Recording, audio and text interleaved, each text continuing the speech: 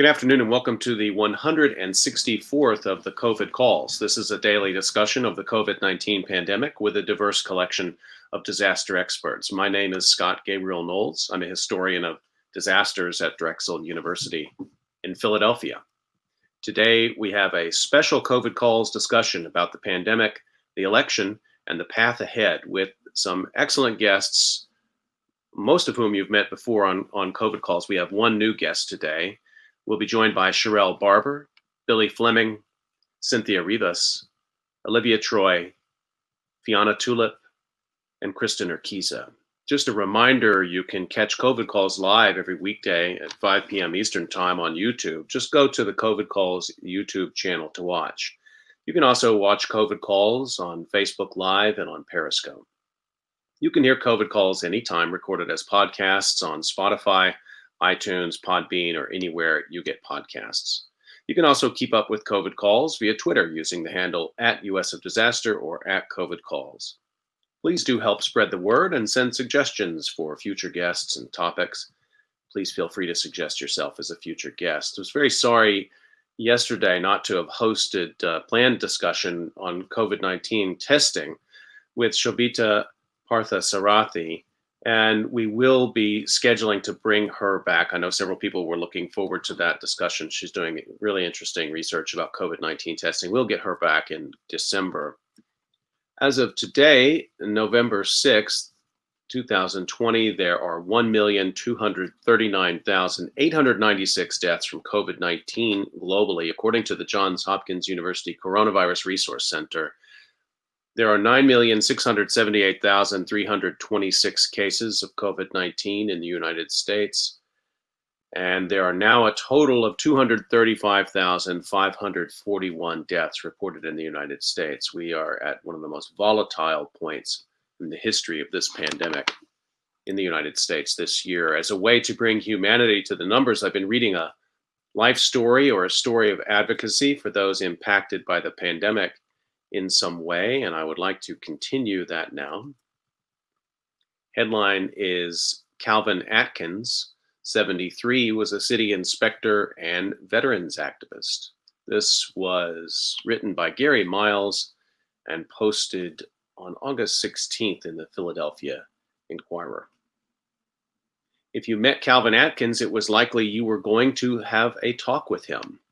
He would have a conversation with anyone he came across, said his son, Mark. He was very sociable, very funny, and very charismatic. If anybody had any trouble, he always took time to help. A veteran of the Army, Mr. Atkins was especially fond of visiting local Veterans Affairs hospitals or facilities and interacting with other vets. He liked to thank them for their service, high-five them as they walked by, and salute them with a smile. He especially liked to look in on those vets that were having trouble, his son said. He liked to make people feel special. Mr. Atkins, 73, died Friday, August 7th of complications due to COVID-19 at the Veteran Administration's Community Living Center in the University City section of Philadelphia. A proud graduate of Overbrook High School, Mr. Atkins made sure his son also attended Overbrook so he could experience the same sense of achievement and pride that he did. After his time in the Army, Mr. Atkins graduated from Philadelphia College of Textiles and Science, now Thomas Jefferson University. He worked as a city inspector for Philadelphia for 17 years and later as a notary, tax preparer, and carpet installer. The oldest of 10 children, Mr. Atkins doted on his son and nieces and nephews. He taught many of them how to drive and enjoyed their visits to the zoo. He took his son to the movies on many weekends, and he always made time to play the slots and poker at local and Atlantic City casinos. Mr. Atkins and his son loved to watch Sanford and Son on TV together. Red Fox, who played Fred Sanford on the show, was his favorite actor. They also watched Eagles and Phillies games. He was so outgoing, and he used humor to solve everything, his son said. Later in life, Mr. Atkins became attached to the nurses and doctors who cared for him at the VA hospital, and he held a special place in his heart for Nurse Beverly, whom he called Mom. He was an all-around good father, Mark Atkins said.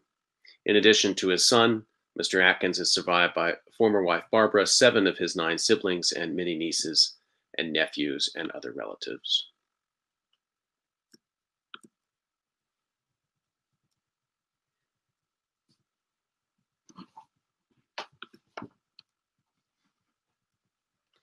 All right, really excited to have this discussion today. We're going to have a number of guests dropping in throughout the hour today on COVID calls, and I see that I'm joined by Billy Fleming. Let me introduce him. Billy is research coordinator for the Ian L. McHarg Center at the University of Pennsylvania's Stuart Weitzman School of Design, and most recently he co-authored The Indivisible Guide and co-created Data Refuge, an international consortium of scientists, librarians, and programmers working to preserve vital environmental data at the risk of erasure during the Trump administration. Before coming to Penn, he worked on urban policy development in the White House Domestic Policy Council in the Obama administration.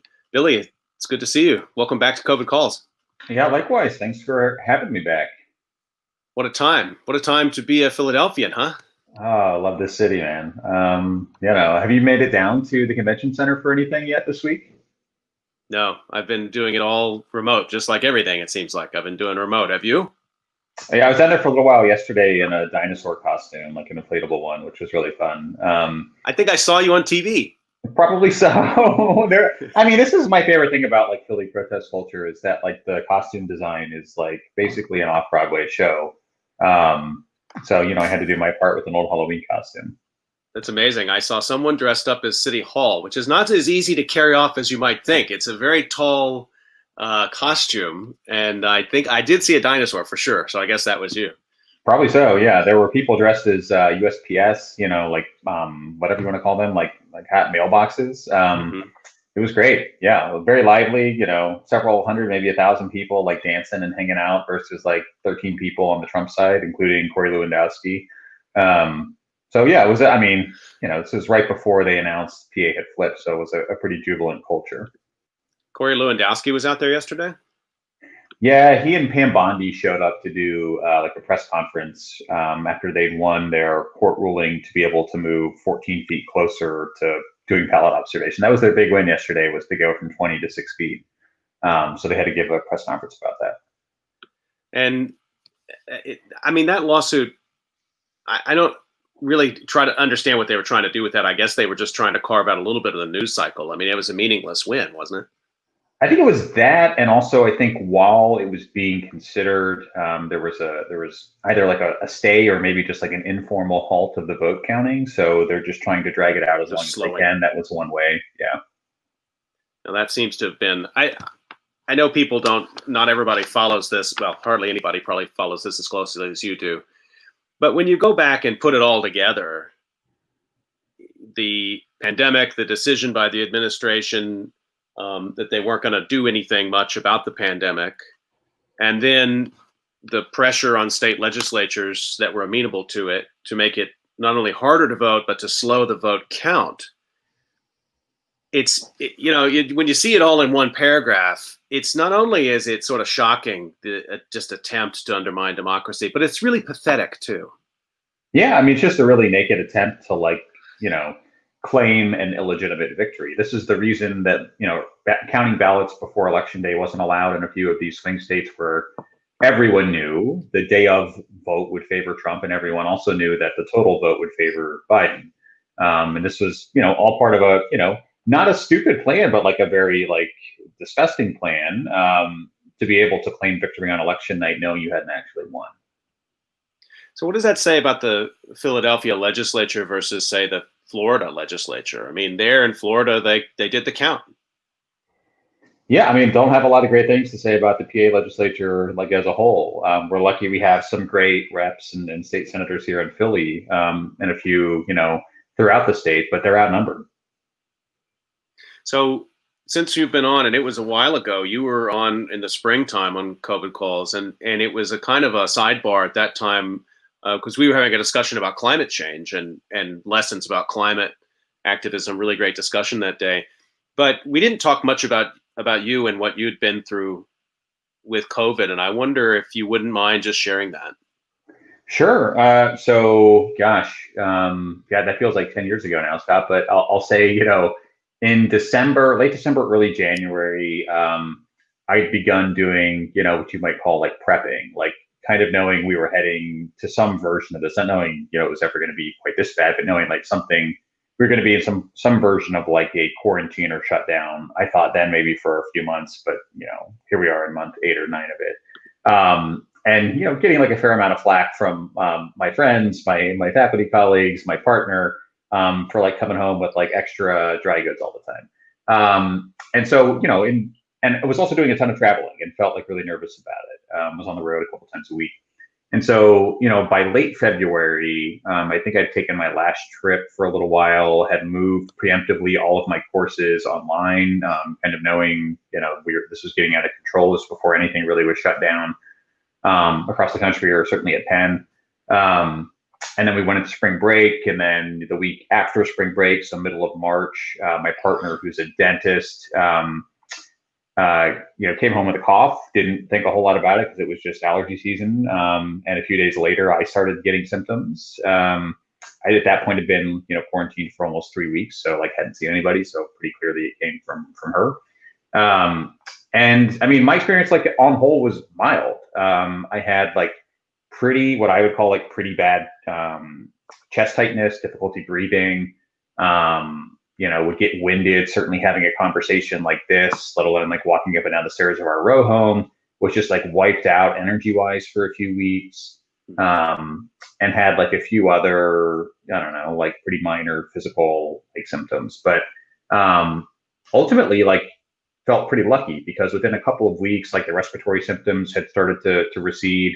It still took me probably 3 or 4 months to really get like to feel like I had like my lung capacity back. I run a lot and was, pretty regularly in the 6 to 8 mile range, like for like a, couple times a week run. Maybe a long run would push 10 miles, and I'm still not really back there. I can't really tell at this point now if it's because like the lung capacity isn't there or just because it's like cold and I don't want to go outside. But I think, yeah, like my experience, like on the whole, like I feel pretty lucky to have had such a mild case, but even that mild case had me bedridden for, almost 2 weeks, like pretty unable to like move around and do like anything, even within the house. And was like pretty scared. So scared as I've ever been health wise. Never had like any major health problems, surgery, anything like that. So this is as close as I've gotten. So at the time that you were, I'm glad you're better, by the way.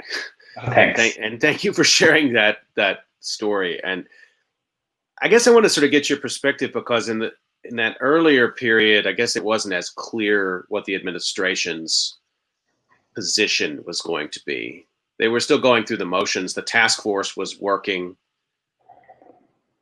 What did it mean to you? What did it feel like to you when by the summer it was clear that the president of the United States was downplaying your experience, was basically saying, don't worry about this. The people who've had this, it's overblown. I mean, and to the point at which on the eve of the election, basically saying doctors, nurses, and patients are lying about COVID. Yeah, I mean, it's like pretty disgusting. My partner works in, like I said, the healthcare field, and it's pretty demoralizing to have your commander in chief like saying stuff like that about you, even when he's our commander in chief and everyone's expectations for him are basically on the floor. He somehow managed to like shimmy under that bar one last time before he was booted out of office. I don't know. I mean, I think like for me, my expectations for like he behaved about it as I expected him to. It's not a great feeling to like experience that, to have actually like quite a few friends and family members who also, were tested positive for COVID and had, symptoms ranging from, almost none to a couple of like brief hospitalizations.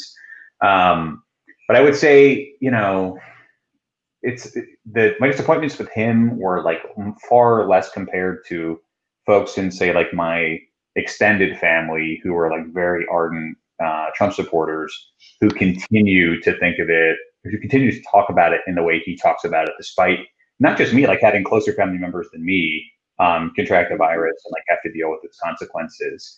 And I think like that, like, in many ways had kind of hoped that that direct connection to someone would be like a thing that helps break the logjam, that gets us to stop calling it like really xenophobic things like the Wuhan virus or whatever that he wants to call it, to stop pretending like it's, basically the flu, to stop saying that, doctors and nurses are invested in higher case counts because they get paid more per person, all of that kind of like insanity. And it just wasn't like, I think like it was, I guess I'm like never surprised, but always disappointed at like the degree to which like reality is filtered through partisan identity, even with family members who watch you like suffer through the way their worldview or ideology like defines, the world. Is that driven a wedge in your family, or is something that it's hands off and you just move on from it? And We just manage it, you either don't talk about it or you like, have pretty superficial conversations about it. And I should say it's not my like immediate family. No, So I they're understand. all, yeah. I've been talking to a lot of people about this. In my own family, there are some who have bought into the denial aspect. Most haven't. And I think even in families where it's not like yelling and screaming and throwing things at each other, where none of us are together, so we can't do that anyway. But there's a breach there that's very hard, and I don't know how. It's this kind of reconciliation, this national reconciliation that's going to be required. It's going to have to start within a lot of families. I think. I don't think it's impossible, but I think that work for a lot of people is going to be with their coworkers and their families first. Yeah, I agree. I mean, I also think, if there's ever going to be like a path forward, it's going to require in this country, like it's going to require the kind of truth and reconciliation process that South Africa went through, in the dismantling of apartheid, which like should have been like the bloodiest end to and most violent end to like the regime in, at least like recent world history, and wasn't like without violence, but yeah, I mean, this is again, I think like much more the story about the election, not actually being like a COVID or an economic election. It's like it was a COVID and economic election filtered through like a white supremacist country. And like the only way out of that, I think, is through a process that actually allows us to like, assign blame and responsibility and tell the truth, and like also have like ways of dealing with that trauma and moving forward. One of the things that I know you think a lot about in your own work is the many different issues that often get treated separately that come together in urban politics and in urban economics. And I've been pretty disappointed with the exit polls I've seen that seek to differentiate the economy from the pandemic. Mm-hmm. And I saw one that differentiated Black Lives Matter from the pandemic, from the economy. And it's to this point you were just making. It's like, I don't understand the distinction between those things being a meaningful indicator of what we have been living through this year. Yeah, I mean, it would be nice. It would be nice if the world like worked that way, like everything was in a neat little discrete like category or variable that we could just like manipulate and control the rest, and everything would work out the way we wanted. I hope to God like people have maybe that mythology of like what big data and quant like methods can do has been punctured by what's gonna wind up as probably like a 4 to 6 point polling miss in the U.S. Joe Biden might win by 4.5 points. That's still at least 4 points off like the polling average. Mm-hmm. And in some states, like the margin is much larger. Florida, Wisconsin being a couple of them. And so I think you're right. Like I think treating these things as like discrete and maybe like loosely related but disconnected things is like obviously a huge mistake. It's not, I mean, you don't have to look very hard.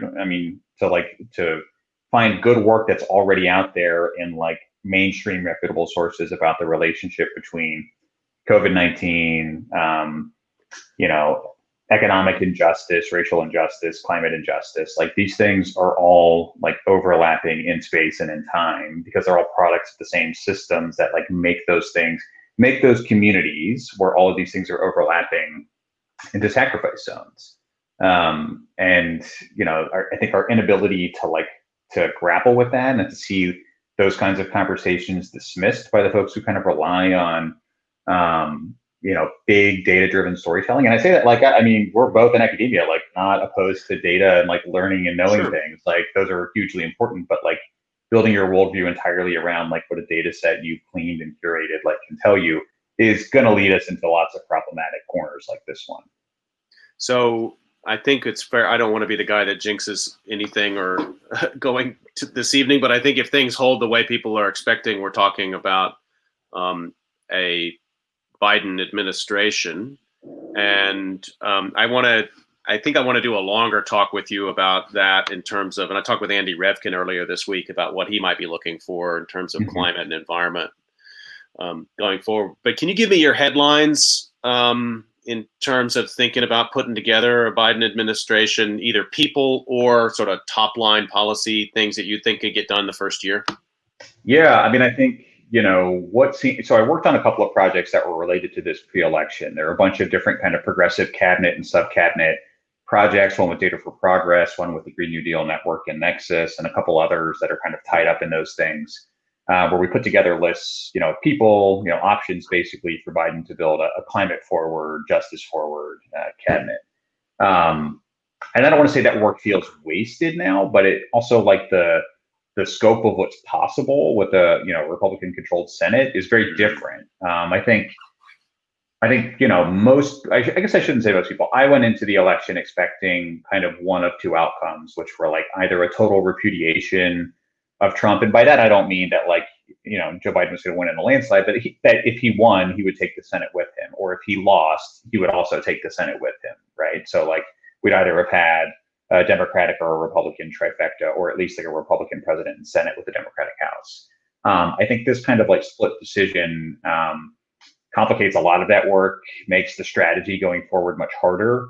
Because I think in the best case scenario, in a world in which we had, a Biden White House and a democratically controlled Senate, you still probably would have had to trade someone like Elizabeth Warren, say, as Treasury Secretary, where she actually would have had a ton of power to do some interesting work on climate through the levers of, available to the Treasury Secretary. We would have had to trade putting her there with putting someone probably pretty conservative at another cabinet post. And I don't know who that would be, right? But like the places where that typically happens in Democratic administrations are like transportation, HUD, labor, whatever it might be. And so I think like even now, I think like the prospect of putting someone like Warren at Treasury, I think the prospect of putting someone like maybe Jay Inslee at Interior or the EPA or Energy or whatever it might be, seem pretty dim to me. I'm happy to be surprised. Well, like everyone else, work my butt off to make sure that that's possible. But that the potential there seems much smaller than it was, even a week ago. And I think we're still likely to get some version of those kind of Republican or conservative appointments in cabinet level agencies that the administration doesn't really care about. That's where they tend to put those folks, which is actually a shame because a lot of those agencies are really important. Transportation, where we put Ray LaHood in Obama's first cabinet, which did some interesting stuff, didn't do nothing, but like did a lot less than it could have with trifecta and a supermajority in the Senate. And I think I expect that's where the Biden camp will go, and I think that really curtails a lot of what's possible. And I can't blame them for it because they have to pass all those people through a Republican-controlled Senate. So I think. I have a lot of friends on the left who are who are really leaning into this. Like we're gonna lean on executive power and regulatory sort of action to really like make up for what we can't do legislatively. And my hat's off to them. I think that's like one pathway we should put work into. But I've yet to see like what the theory of change or what the like political strategy is there, because we have to put the right people into those agencies who actually want to pursue that aggressive of a regulatory or executive agenda. It's not clear that we can. And then if we do manage to get them there, they have to feel like they have enough political cover to be able to do some of this stuff without being hauled in front of the House or the Senate for oversight hearings every other day, or being subpoenaed, all the time, which again, I don't know that they're going to feel that they do. And so what I really worry about is that actually we just leave a bunch of like executive instruments or levers like on the floor and don't pick them up in the next couple of years.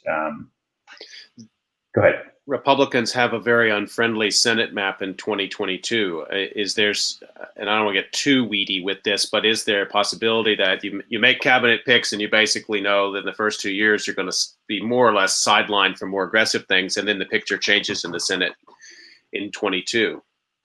Yeah, I mean, that's like the hope, but I think for that, there are lots of things that we can control that can make that more possible. It's not clear that, with a Republican Senate, that anything that we might consider core to the Biden agenda that requires legislative action will be possible. I'm like struggling. I mean, I haven't spent a lot of like mental bandwidth on it because this week has been a lot, but I'm struggling to think about like what the climate forward stimulus package is that Mitch McConnell will like give a vote on the floor of the Senate. And if he did, like which two Republicans or which one Republican, whoever would flip over to support it.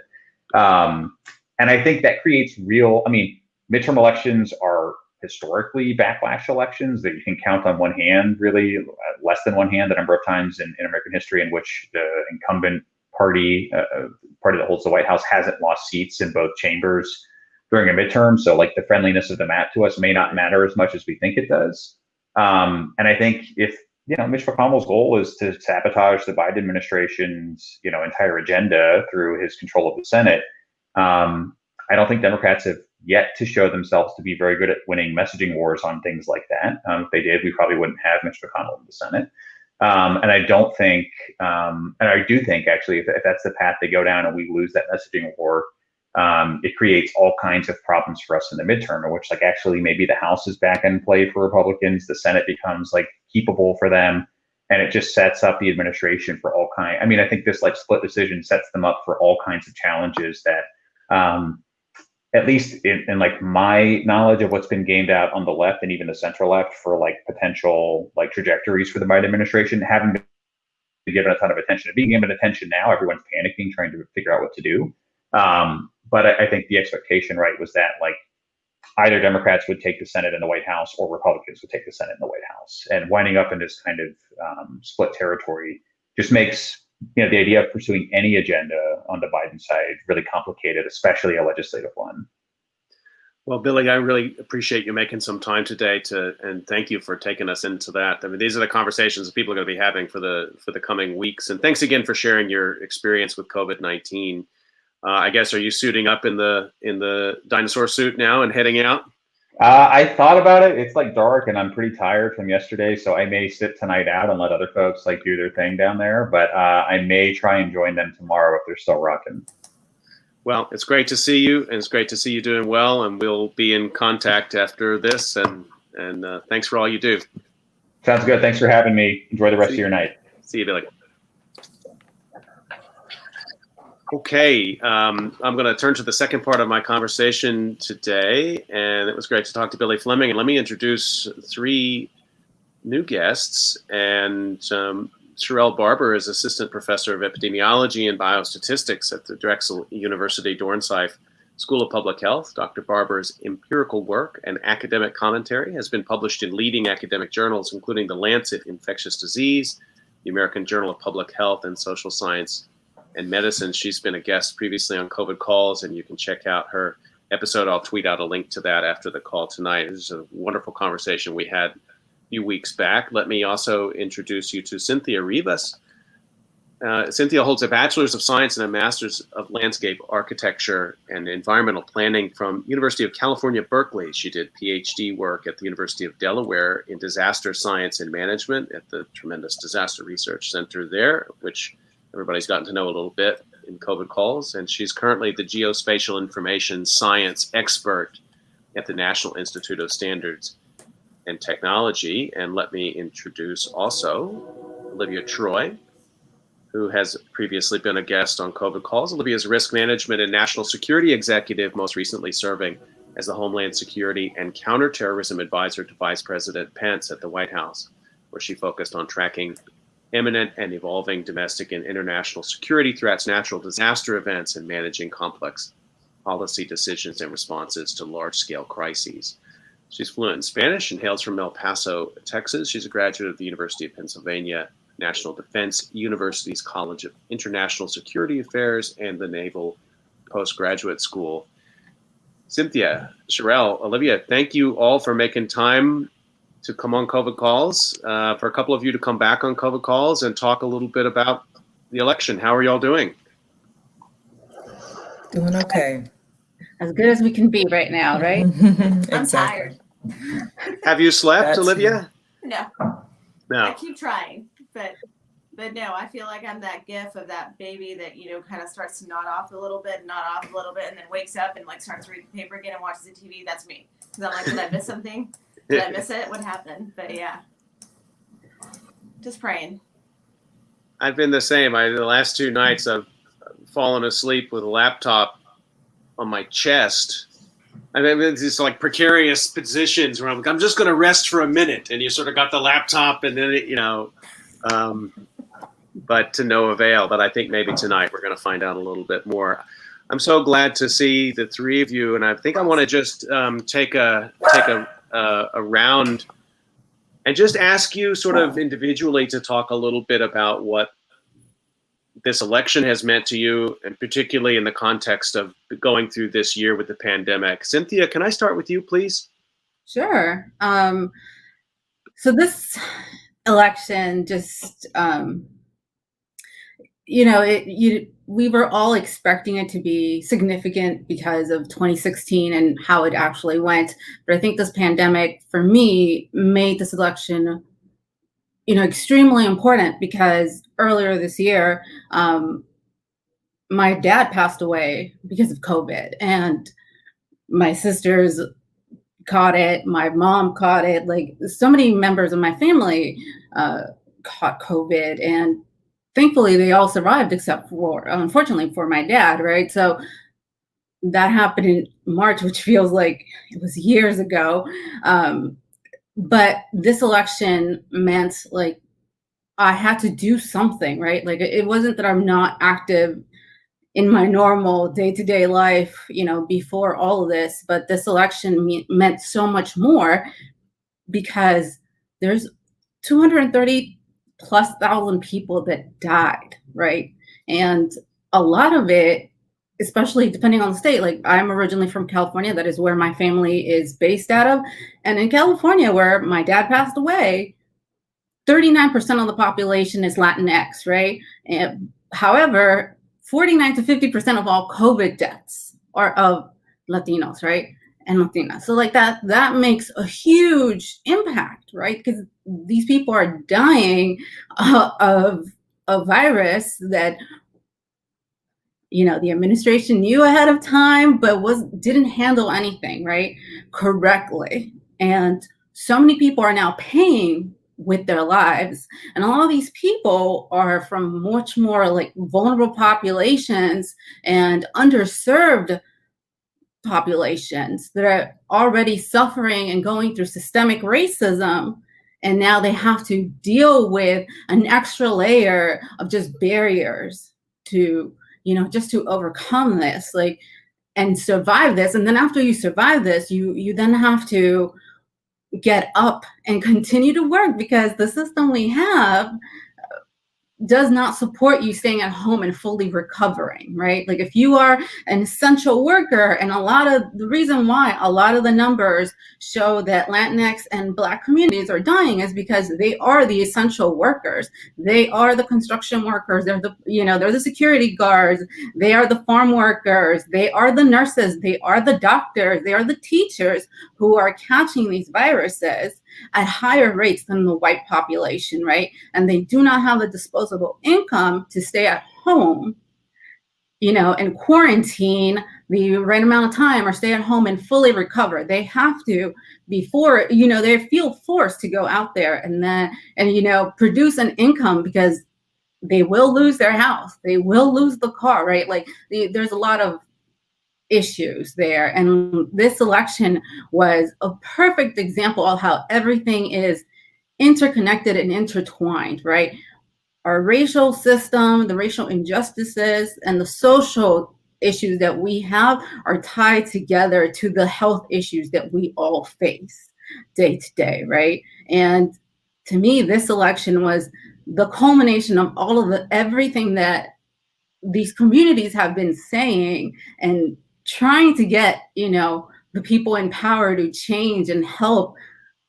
And it just, now we have this perfect example. We've been saying it before, like we need help, we need a better system. And this COVID-19 experience and pandemic has just demonstrated to everybody that everything that these communities have been saying has been true, right? And that we are disproportionately experiencing these high numbers of COVID exposures and deaths because of these this horrible system that we have allowed to continue in this country. So to me, I literally, took my ballot to a drop-off box because I didn't trust the system, right? The USPS was potentially being taken down. And so when I, went and did it, it fell on my dad's birthday, and I did it to honor him and everybody else that has lost someone, Thank you for joining us, and thank you for sharing that. It's okay if you don't want to, but do you want to tell us a little bit about your dad? Oh, sure. My dad was, I think, a great person. He had just turned 60. He did not even have a single gray hair. He was very proud of that. So I feel like I have to let you know.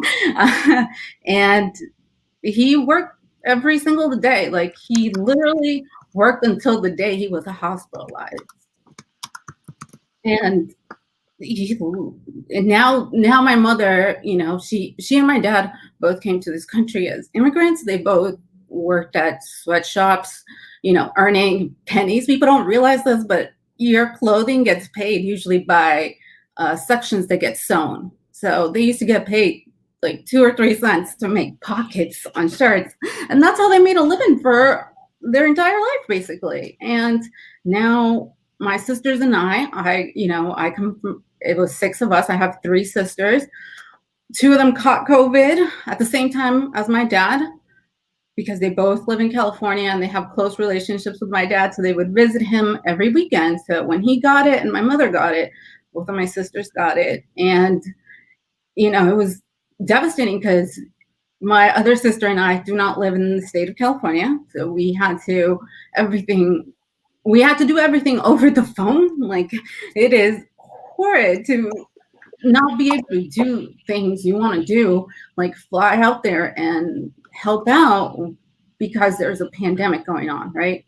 And there was nothing we could do for my dad. Like, he literally was in the hospital for 2 weeks. And I would like to point out that he basically got sick before California put a stay-at-home order, right? And California was one of the first states to do that. And he got sick before that. And he was hospitalized for 2.5 weeks. And then he passed away. He did not get diagnosed with COVID until after he was intubated officially, because of the testing. It was just not happening quick enough in California. And there weren't enough tests in the area he was at, because the area that he's at is in a rich area, right? If you have money, you can get a test then. But he didn't. And he was just one of the many thousands of people that had to wait to get tested. But at that time, he was already at the hospital and he was already intubated. All I can do now is, just try to do the best I can and hope that our election results come in and are a little better than what we have now, right? So. Sherelle, let me bring you in. Cynthia, thank you so much for sharing that. Sherelle, I guess I kind of want to get your sense of what this election meant to you. And, we had a great discussion a little while back about how this election season and how Black Lives Matter and how the pandemic were sort of inseparable disasters. I learned a lot in that discussion. I don't know, what's it felt like for you this week? Yeah.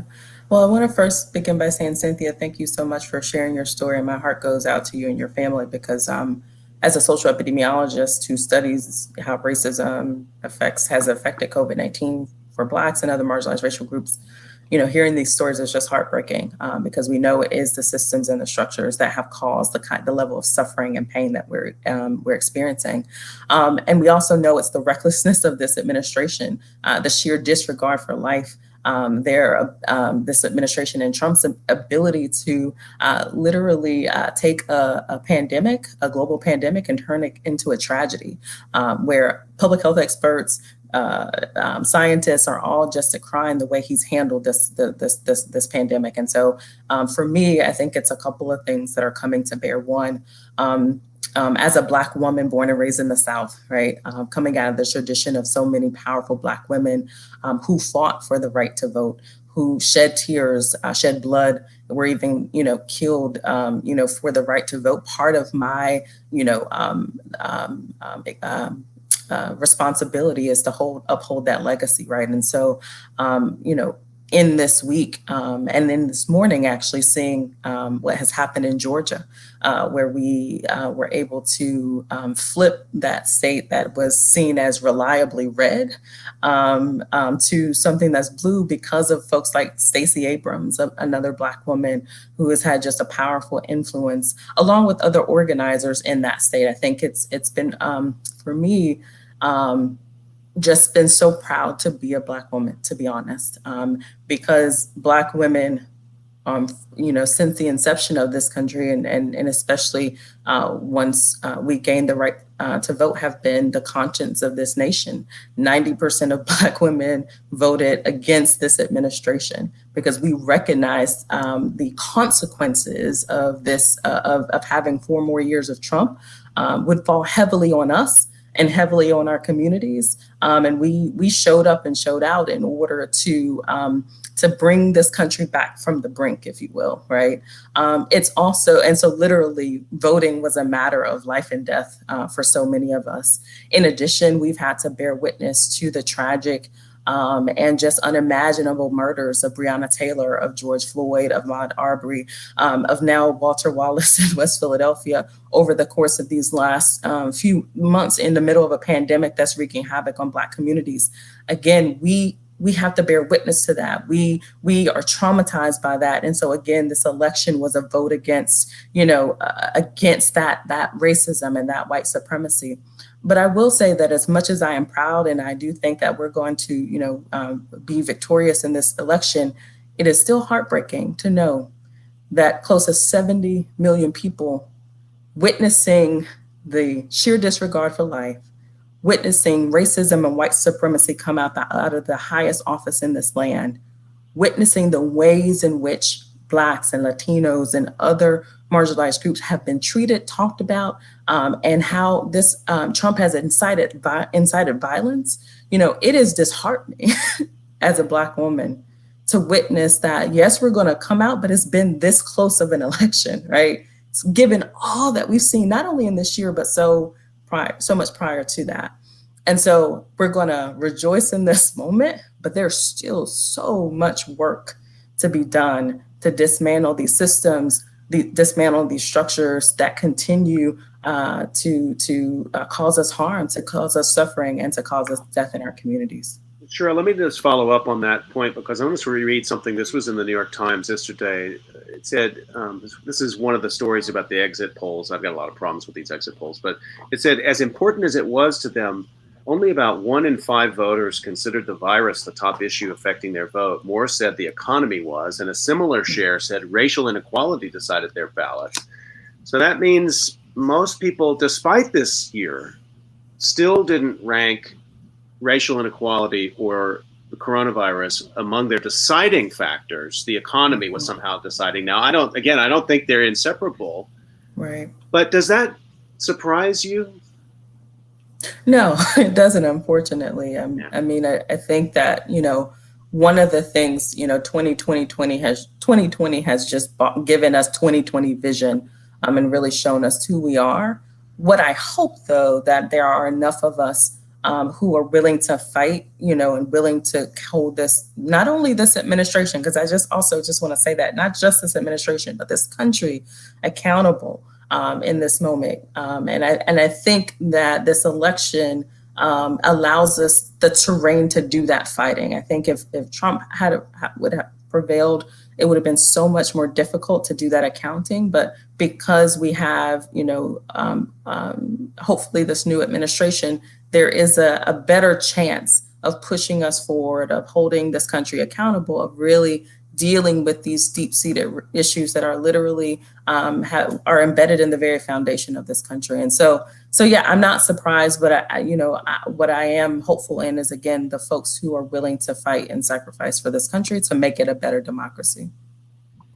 Olivia Troy, it's good to see you again. And let me bring you into this discussion. Up until August, you were working in the coronavirus task force, and then you came out and publicly, you really put yourself out there and got involved in this election and said some things that the administration really disliked about the mismanagement of the pandemic. What's this week been like for you? Yeah, it's been sobering in many ways. I think, I came into the election with eyes wide open. I have watched the Trump misinformation machine work very, very well, unfortunately. And I think just watching the election results come in, as much as I wanted to be surprised and I wanted to say, no, we're not as divided as the ballots that are coming and are telling me. The fact is, I do think that in many ways we are losing the battle against the Trump misinformation campaign, because they're very good at it. They're really good at pitting us against each other. They're really good at encouraging violence. That is what they do. It's appalling to say that, to be honest, but they've done it on almost every issue, whether it was a national security foreign adversary issue, whether it's COVID, whether it's white supremacy, whether it's, the protests this summer with Black Lives Matter. That's what they do. They take an issue, they flip it on its head, and for some reason, these Trump supporters just continue to be all in. And that to me is scary, because going forward, I'm praying and I'm hopeful that Biden will win. I think it's looking good for us. Thank goodness, for the sake of the country. I am worried about what this says going forward, because just because Trump goes away, so to speak, or is not the president, these forces are still going to be out there. And I think that is my main concern right now, is just how are we going to counter them? And I do think, like Dr. Barber said, I think it's going to take all of us to unify against that. And I think it's important that we don't take the bait and that we unify and support each other. And I think it's incredible. I mean, I think she's right. I think, thank God for the Black women's vote and their leadership, especially down in Georgia. Thank God for that. And I've got to say, I'm Mexican American. I'm half Mexican. Pretty disappointed on the way Latinos voted in this election. A lot of them voted for Trump. And I personally find that appalling. I don't understand, especially with his immigration policies and everything that we've seen at the border. But I also understand that, we're a complicated community. I'll say that. And, I think the Cuban vote in Florida is strong. They don't see themselves the same as the rest of us. It's a very complicated sort of dynamic. And I guess I'm just hoping that, in the coming months, and especially right now, think about it, we're not going to have real leadership at the helm until, hopefully, when Joe Biden wins, he is inaugurated and, sworn into office. We are navigating on our own for the next couple of months on this pandemic. It's really up to all of us. There's really no one. There's no captain of the ship right now, right? Thank God for Dr. Fauci out there on media and others who are speaking out. And we've got medical practitioners and hospital people, everyone talking about this pandemic. But the truth is, there's nobody steering it from the federal government. They've sort of just given up. They've thrown their hands up. And quite frankly, they don't care. This is the least of their problems. They're going to spend the next 2 months probably doing lawsuits and focus more on the courts and trying to, keep Donald Trump in power than fighting the virus that's continuing to kill people and hurt us. So I think that to me is where we are in terms of, the situation with this administration. But I'm just grateful that there's so many allies out there that are sort of understanding this and kind of coming together right now, because this is a time that we're going to need to do that. Olivia, let me just stay with that for a second. Since you served in government under many different administrations, Republican and Democrat, and what you've just said about the next 2 months, frankly, sends a chill down my spine, because my hope has been that without Trump actively trying to use COVID-19 as a wedge issue, that maybe the people who are left in government, like Dr. Fauci and many others in the CDC and across the government who get up, go and do their jobs, that they can maybe do their jobs in these next couple of months. But what you're saying doesn't square with what I'm saying. Yeah, I don't think so. And I'm very worried that they will start to clean house soon enough. And that is actually my greatest concern right now. And I think Dr. Fauci is fairly untouchable just because of his tenure in government. But, those executive orders that they did, they purposely targeted the federal government.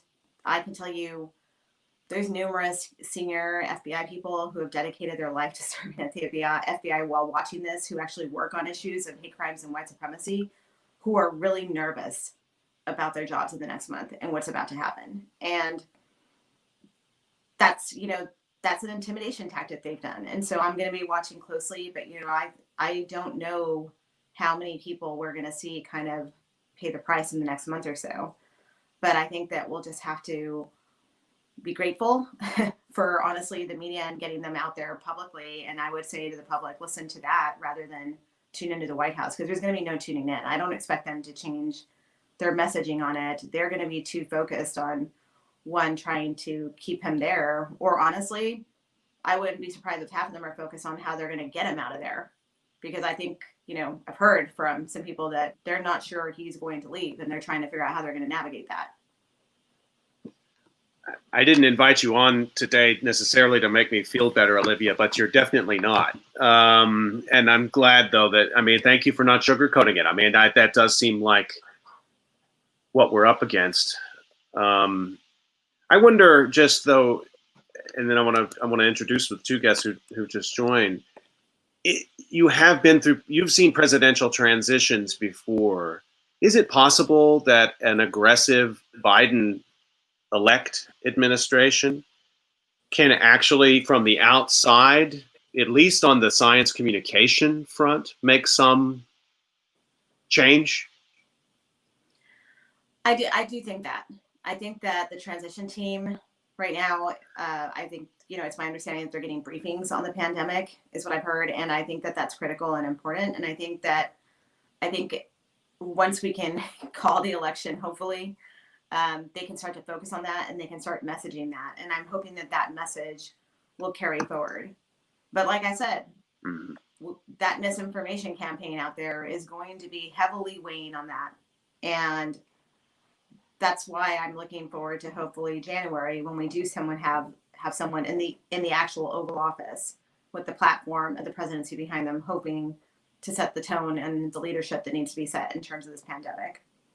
So let me bring two more guests in and briefly introduce them. Both of them have been on COVID calls before. Fiona Tulip is from Texas, from Brownsville, and lives in Brooklyn. She received a degree from University of Texas and Parsons School of Design, and has worked as a communications and PR professional. She joined Marked by COVID within days of her mother, Isabel Papadimitriou's passing on July 4th. And let me also introduce Kristen Urquiza, co-founder and chief activist of Marked by COVID. Kristen's a graduate of Yale University and UC Berkeley's Goldman School of Public Policy, where she has a master's of public affairs, and she's an environmental advocate at Mighty Earth. It's great to see you both, Fiona and Kristen. Welcome back to COVID Calls. Thanks for having us. Yeah, thanks. Good to see you again. Fiona, let me start with you. We've just been talking today about what this election means to people, and what it's been like to go through this week after the year that you've been through. Fiona, let me ask you first. This week has been, it feels like years. It's been a never ending week. I haven't been able to sleep. I was up at 2 a.m., 3 a.m., 5 a.m. last night, and I have a 1-year-old. So it's not the easiest, days for me. This election has been so important for me because since my mom died, I have been on a crusade to get justice for her. And the first order of business was fire Trump. So I've been putting a lot of work into that and really trying to get the message out about how his lies have truly sabotaged the efforts to contain the virus. And it's been hard. It's interesting to hear Olivia talk, because it's true. They've taken every issue and turned them on its head and convinced his supporters that, what he says is true. So it has felt like an uphill battle, and it's been exhausting. All last week, I feel like I just slept all day, and just because I'm tired. I've been shouting, screaming, stomping my feet, trying to help people understand that he is incompetent, he is unfit for office, and that we need to get rid of him. So a lot of that is, getting justice for my mom. My mom did not deserve to die. Her death was a preventable death. She should still be here. And it was because of his gross mismanagement that she isn't. So I want him out, and it's frustrating to have to go through this week, and it's like, when is it going to end? This nightmare just needs to be over, and he is stretching it out for as long as he can, and it's hard. It's really hard for me. I guess also this week, and then this is what we've been talking about today, and Cynthia mentioned this a little bit too. It sort of brings back the whole year, but in a all at once. I mean, having to sort of go back through these emotions in the midst of these last few days. I can only imagine how taxing that is for you. It is. It's honestly, it's hard to get out of bed, but I'm not sleeping. It's hard to do anything. I keep having to force myself to eat, to stop watching the news for a little bit, to stop checking Twitter. It's emotionally draining and exhausting. And since my mom died on July 4th, I haven't found many tears, and it's bothered me, because I want to cry about my mom, but I've been on such a mission, to make sure that she didn't die in vain. And so I've been very focused. And this week it has brought some tears, because I'm reliving everything, and it's awful. It's a really horrible feeling. Kristen, it's good to see you. Can I bring you in on this as well? Same question. I mean, you've been leading a movement now for months, and now this is a turning point in that movement. I know it's not the end of it. In some ways, it must be a beginning, but how have these last 48, 72 hours been for you? It's been a roller coaster. I think going into, from Tuesday night to Wednesday, like many people have been impacted by COVID, we wanted the moral victory as well as the political victory. And seeing so many people vote for the president was hard to swallow. But then as we've started this, campaign to make sure that every vote is counted, because every vote counts, my hopes have actually started to grow. And I'm actually feeling pretty good right now, just not only about the political win, which seems to be on the horizon, but to see how sustained organizing, in particular in places like Georgia, underneath the leadership of Stacey Abrams and a million other on the ground grassroots groups. And then here in Arizona, where I worked really closely with a number of Latino groups. And we actually had a 73 to 25 spread on the Latino vote. So 73% of the Latino vote here in Arizona voted for Joe Biden. I'm hopeful. I'm hopeful in the sense that I think something that this group of women would agree with is that when we invest in women of color and people of color leaders and sustained engagement, we can really change the power dynamics. And I feel like we have a few models that could really be learned from and run with for helping to unite and build back better. And so while I want this chapter to be over and signed, sealed, delivered, I'm actually starting to get a little excited about what we can learn from this and how we can better position ourselves to not end up in this situation again, both Just as, politically and disease-wise. yeah, well, let me just stay with that, Kristen. So a new administration probably is coming. And I'd asked you this previously when we talked before, but now it seems more real. What are you looking for in that next administration? First of all, on the pandemic, and I think related to that, justice for victims of the pandemic. Yeah. So, I mean, there is an urgent response needed of that coordinated national data-driven plan that we've talked about. But, you know, in looking at the COVID response plan that the Biden administration has available, it's great. There's many pieces in there that should have been implemented months ago. But I'm excited about going beyond that. And so Fiona and I were actually just talking last night about this vision of a 5R plan, which is not only response, but also recovery, resiliency, recognition, and restitution. So that final piece kind of gets at the question that you were posing, and that we need to look at other models of reparations to ensure that the families who have been most impacted, that they're made whole, or there's an attempt to made whole. And I think that's important not only from a justice perspective, but I think it's also important to have accountability mechanisms, because whenever you have to pay for something that you did poorly, you're more likely not to have to do that again. Fines work. And so I am excited to work with Fiona and others to fully create a policy agenda that is commensurate with the crisis. And with, you know, over 230 people lost, 10 million people impacted, this is going to have to be big. Yeah, I'm not afraid to be able to be a little audacious about that. I think that's kind of part of my character. Sorelle, let me bring you back in on this, because this issue of restitution, I mean, it connects directly with the sort of, and again, as we've been talking about, the many disasters that have come together this year. Is an economic stimulus package part? It's certainly not enough. Is that part of it?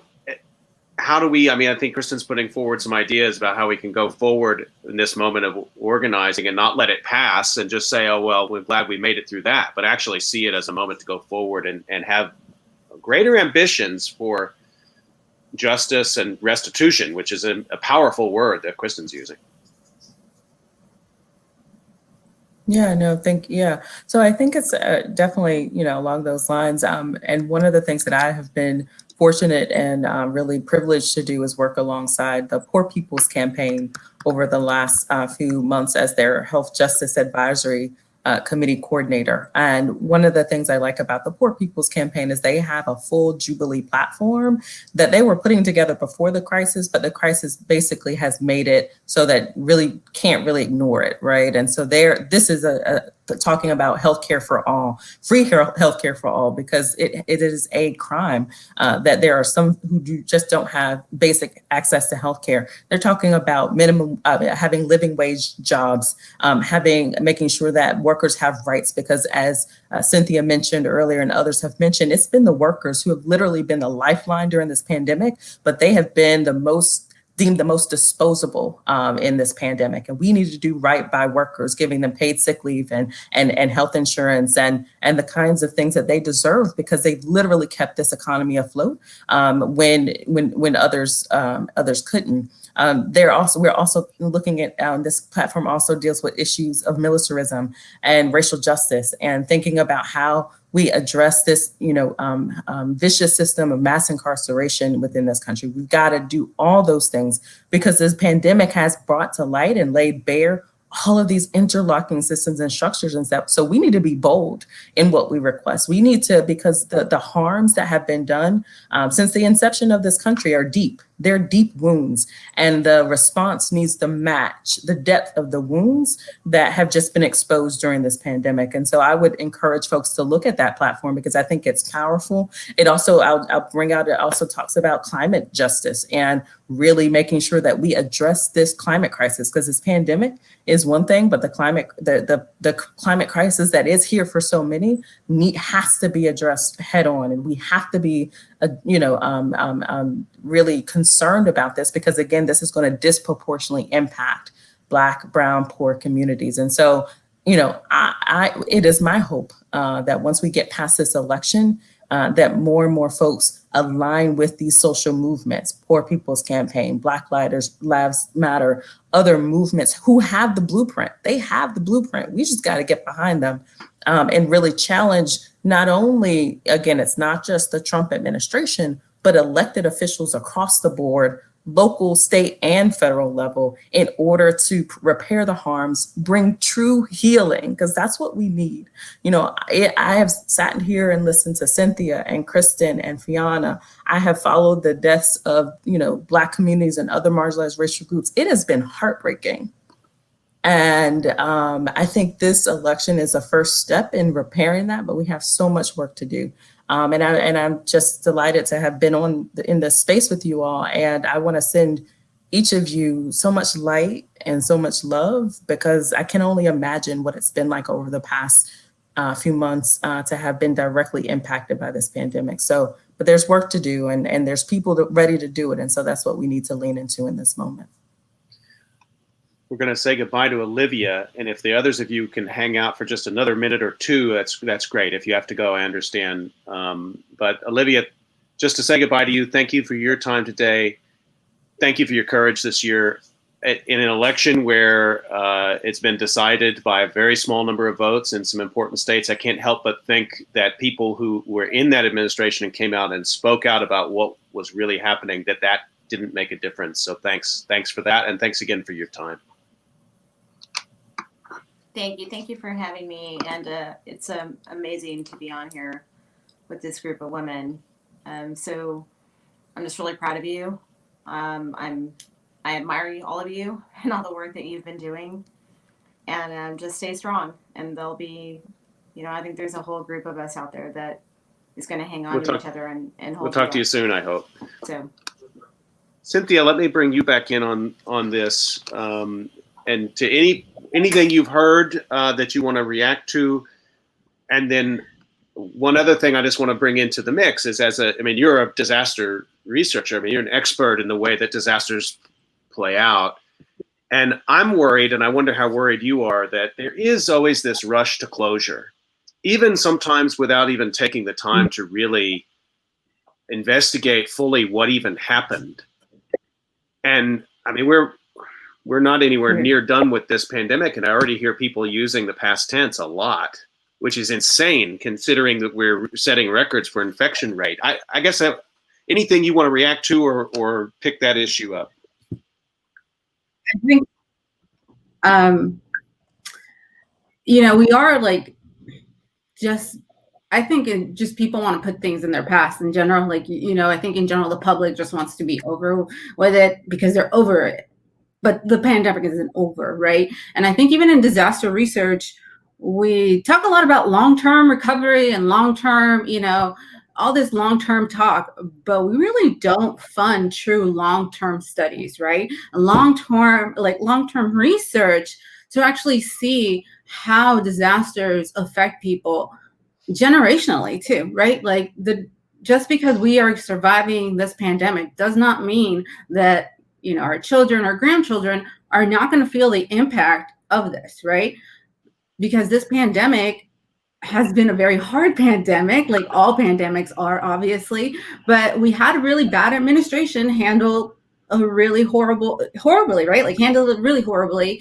And so we have to, I think, even in our research discipline, start really thinking about what and how we're going to do true long-term studies and research, although that doesn't get funded usually, right? We are very much about the quick now research and can we publish this and can we produce this, right? And Then we move on to the next big thing. And that's a huge problem because a lot of the time what happens is people just go in there, they, do what they need to do and leave. And they, they take the knowledge and that's it.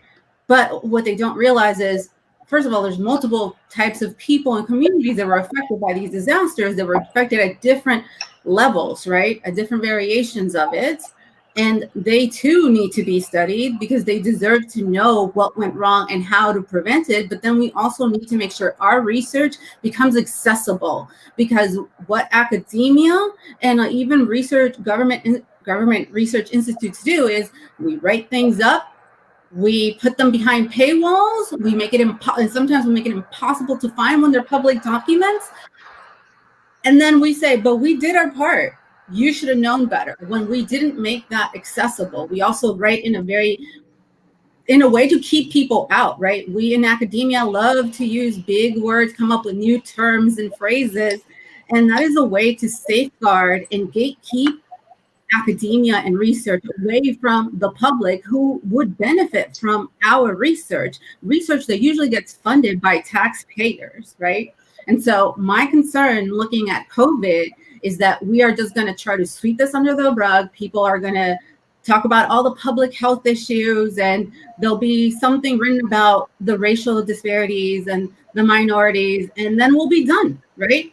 But the fact of the matter is that COVID has affected people so horribly that that they're going to be feeling the repercussions for the rest of their lives, and they could potentially be passed down to future generations, right? Because we don't know the extent how this virus works all the way, right? We are still discovering how it is mutating. Like there literally just was an article about the mutation of this virus, right?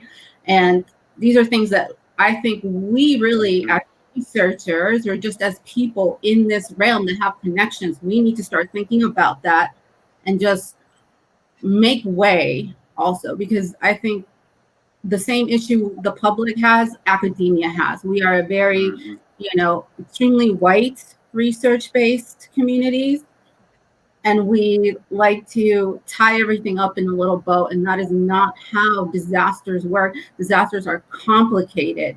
Disasters keep going even when you are done with the disaster, right? These repercussions are felt for years and decades and generations. And so that's what I think about, and to Kristen's point about restitutions, I think she's correct. We need that. There's so many people that passed away that were the main breadwinners of their families to begin with, they had value, right?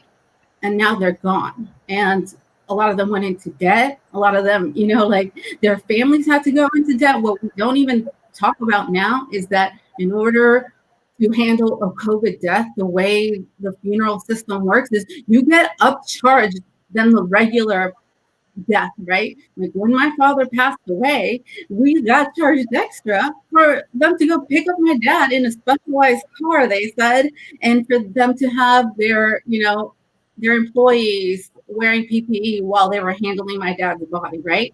And they charged us even more just to take my dad from the morgue and then put him in the ground, right? And we didn't get to see him. They were like, we're not going to be a closed casket. We're not going to open the casket for you, and everything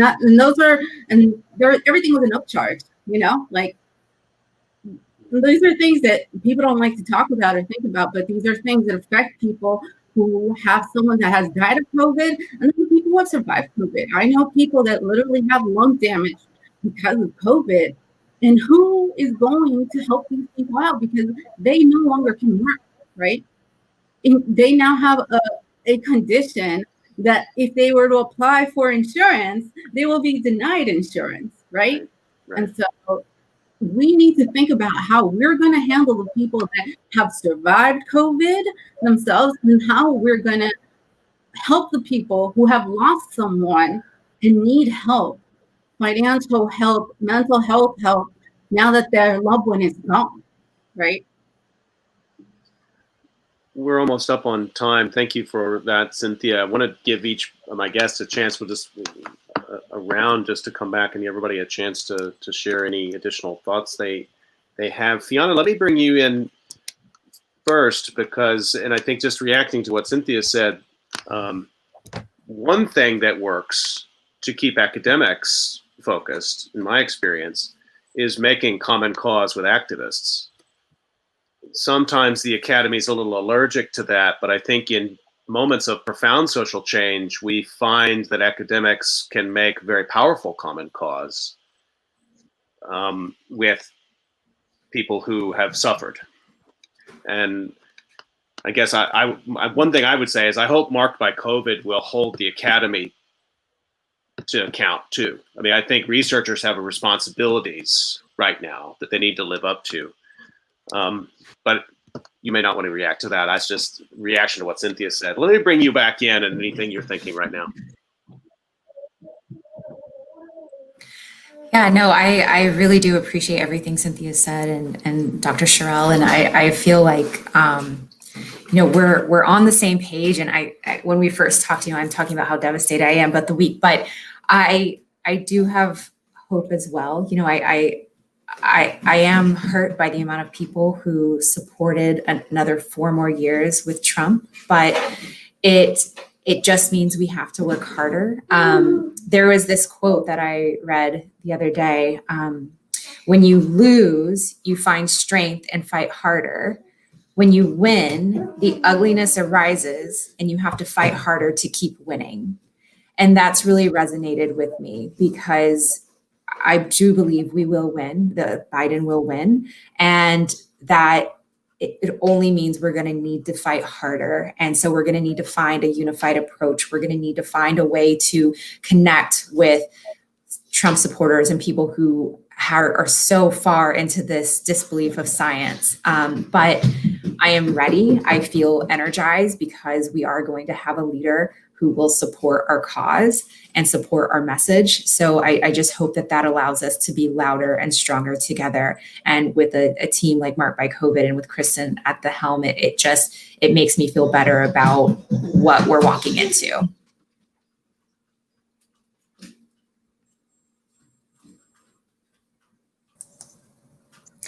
So thank you, Scott. So I am, I too am hopeful, and my hope lies in the people, and the people who have shown up and the people who will continue to struggle.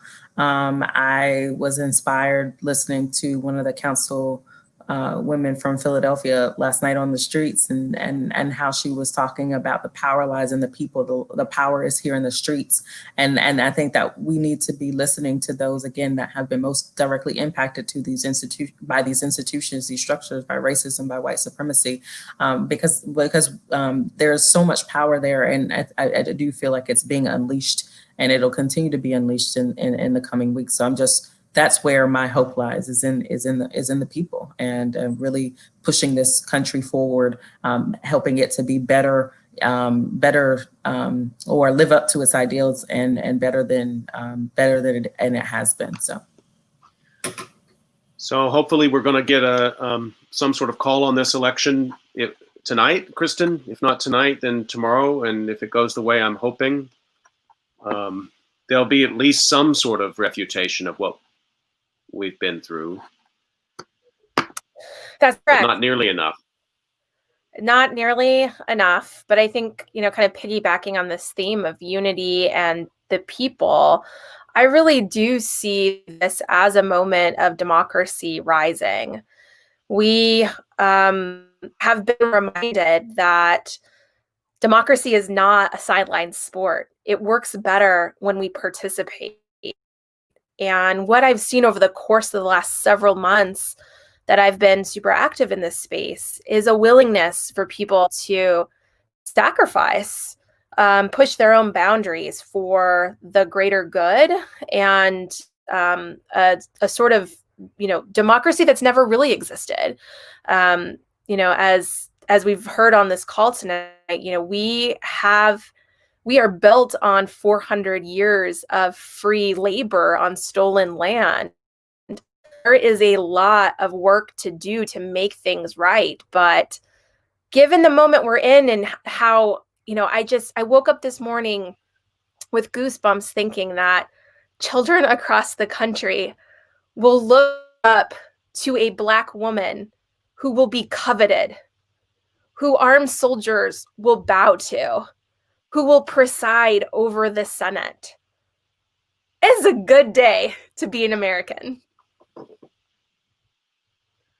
think that is the right place to leave this conversation. Kristen Urquiza, Cynthia Rivas, Fiona Tulip, Sherelle Barber, and let me also thank Olivia Troy and Billy Fleming, who was on earlier. You all answered today without hesitation to come on and share your experiences of this week. I have incredible admiration for your strength and your wisdom, and good luck to all of us. And let's all keep in contact. I want to remind everybody you've been listening to COVID Calls. You can catch COVID Calls every weekday, 5 p.m. Eastern Time.